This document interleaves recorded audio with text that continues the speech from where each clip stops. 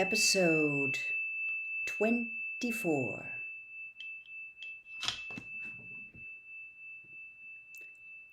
Great food, isn't it? Ron muttered to Harry through the hangings. Get off, Scabbers! He's chewing my sheets! Harry was going to ask Ron if he'd had any of the treacle tart, but he fell asleep almost at once. Perhaps Harry had eaten a bit too much because he had a very strange dream. He was wearing Professor Quirrell's turban, which kept talking to him, telling him he must transfer to Slytherin at once because it was his destiny.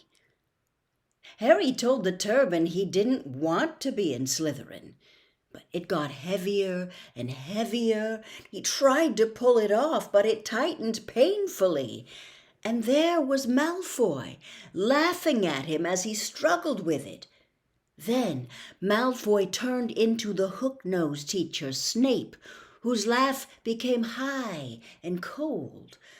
Then there was a burst of green light, and Harry woke, sweating and shaking. He rolled over and fell asleep again, and when he woke the next day, he didn't remember the dream at all. Chapter 8. The Potions Master. There, look. Where? Next to the tall kid with the red hair. Wearing the glasses? Did you see his face? Did you see his scar? Whispers followed Harry from the moment he left his dormitory the next day. People lining up outside of classrooms stood on tiptoe to get a look at him, or doubled back to pass him in the corridors again, staring. Harry wished they wouldn't, because he was trying to concentrate on finding his way to classes. There were 142 staircases at Hogwarts, wide, sweeping ones, narrow, rickety ones, some that led somewhere different on a Friday, some with a vanishing step halfway up that you had to remember to jump. Then there were doors that wouldn't open unless you asked politely or tickled them in exactly the right place, and doors that weren't really doors at all, but solid walls just pretending. It was also very hard to remember where anything was because it all seemed to move around a lot. The people in the portraits kept going to visit each other, and Harry was sure the coats of armor could walk. The ghosts didn't help either. It was always a nasty shock when one of them glided suddenly through a door you were trying to open. Nearly Headless Nick was always happy to point new Gryffindors in the right direction, but Peeves the Poltergeist was worth 2 locked doors and a trick staircase if you met him when you were late for class. He would drop waste paper baskets on your head, pull rugs from under your feet, pelt you with bits of chalk, or sneak up behind you, invisible, grab your nose and screech, "Gotcha, Tonk!" Even worse than Peeves, if that were possible, was the caretaker, Argus Filch. Harry and Ron managed to get on the wrong side of him on their very first morning. Filch found them trying to force their way through a door that, unluckily, turned out to be the entrance to the out-of-bounds corridor on the 3rd floor. He wouldn't believe they were lost, was sure they were trying to break into it on purpose, and was threatening to lock them in the dungeons when they were rescued by Professor Quirrell, who was passing by. Filch owned a cat called Mrs. Norris, a scrawny, dust-colored creature with bulging, lamp-like eyes just like Filch's. She patrolled the corridors alone. Break a rule in front of her, put just one toe out of line, and she'd whisk off for Filch, who would appear wheezing 2 seconds later. Filch knew the secret passageways of the school better than anyone, except perhaps the Weasley twins, and he could pop up just as suddenly as any of the ghosts. The students all hated him, and it was the dearest ambition of many to give Mrs. Norris a good kick. And then, once you had managed to find them, there were the classes themselves. There was a lot more to magic, as Harry quickly found out, than waving your wand and saying a few funny words. They had to study the night skies through the telescopes every Wednesday at midnight and learn the names of different stars and the movements of the planets.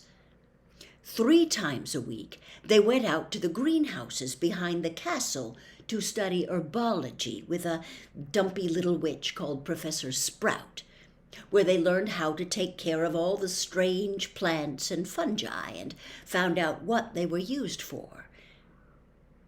Easily the most boring class was History of Magic, which was the only one taught by a ghost.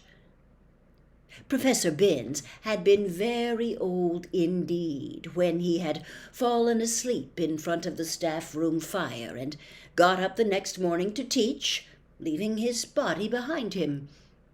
Binns droned on and on while they scribbled down names and dates and got Emetic the Evil and Uric the Oddball mixed up. Professor Flitwick, the charms teacher, was a tiny little wizard who had to stand on a pile of books to see over his desk. At the start of their first class, he took the roll call, and when he reached Harry's name, he gave an excited squeak and toppled out of sight. Professor McGonagall was again different. Harry had been quite right to think she was not a teacher to cross. Strict and clever, she gave them a talking to the moment they sat down in her first class. "Transfiguration is some of the most complex and dangerous magic you will learn at Hogwarts," she said. "Anyone messing around in my class will leave and not come back. You have been warned." Then she changed her desk into a pig and back again. They were all very impressed and couldn't wait to get started. But soon they realized they weren't going to be changing the furniture into animals for a long time. After taking a lot of complicated notes, they were each given a match and started trying to turn it into a needle. By the end of the lesson, only Hermione Granger had made any difference to her match. Professor McGonagall showed the class how it had gone all silver and pointy and gave Hermione a rare smile. The class everyone had really been looking forward to was Defense Against the Dark Arts. But Quirrell's lessons turned out to be a bit of a joke.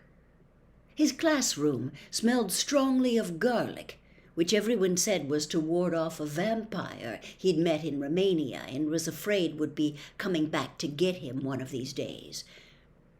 His turban, he told them, had been given to him by an African prince as a thank you for getting rid of a troublesome zombie, but they weren't sure they believed this story. For one thing, when Seamus Finnegan asked eagerly to hear how Quirrell had fought off the zombie, Quirrell went pink and started talking about the weather.